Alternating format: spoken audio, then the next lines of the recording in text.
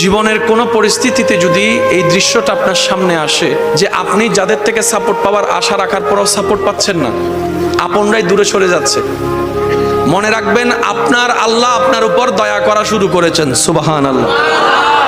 ওই বিপদ থেকে আপনি যাদের সাপোর্ট নিয়ে উঠতে চাচ্ছেন, রব চাচ্ছেন আপনাকে কেউ না করুক সাপোর্ট, আপনার আল্লাহই স্বয়ং আপনাকে সাপোর্ট করতে চাচ্ছে বলেই মানুষকে দূরে সরাই দিচ্ছে। সুবহানাল্লাহ। জীবনে যদি কখনো দেখেন কাছের মানুষ দূরে সরে যাচ্ছে, বেঈমানি করছে, দুই নম্বরই করছে, চোখ উল্টাই ফেলছে, আপনি বুঝে নেবেন আল্লাহ তাআলা আপনাকে দুনিয়ার আসল চিত্র দেখাচ্ছে। আপনি যেন বুঝতে পারেন আপনার আপন বলতে আল্লাহ ছাড়া, আপনার আপন বলতে আপনার নবী ছাড়া আসলে আর কেউ নাই, আসলেই কেউ নাই, আসলেই কেউ নাই।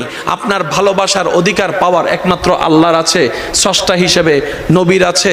আপনার উম্মত হিসেবে আপনি ভালোবাসবেন আপনার নবীকে, আপনি আল্লাহকে ভালোবাসবেন, আপনার নবীকে ভালোবাসবেন। এই বুঝটা দেওয়ার জন্য আল্লাহ অনেক সময় দুনিয়ার এই বাস্তবতা আমাদের সামনে এনে দেয়।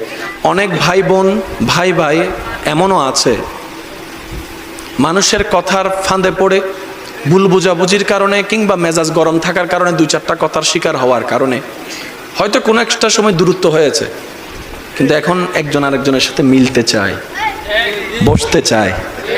ওনাদের মাথায়ও চলে আসছে বাঁচবো আর কয়দিন, বুড়া তো হয়ে গেছে, কিন্তু ভাইকে এখনো বুকে জড়াতে পারলাম না, অনেক দিন হয়ে গেল। বড় ভাইয়ের মনেও সে তৃষ্ণা থাকে, ছোট ভাইয়ের মনেও সে আকাঙ্ক্ষা থাকে, কিন্তু অনেক দিনের দূরত্বতার কারণে, লজ্জাবোধের কারণে তারা মিলতে পারে না।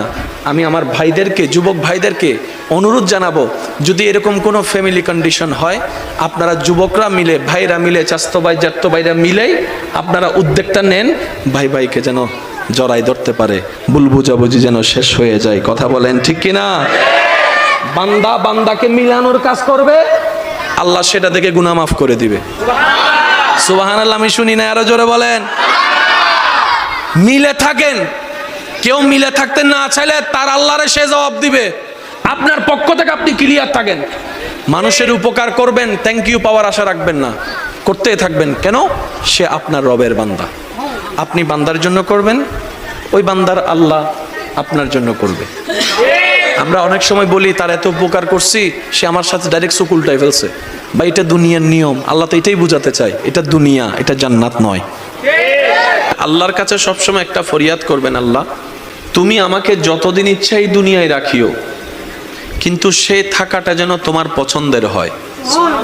আল্লাহ যতদিন আমার নিঃশ্বাস চলবে, সেই নিঃশ্বাসটা যেন তোমার পছন্দের সময় কাটে।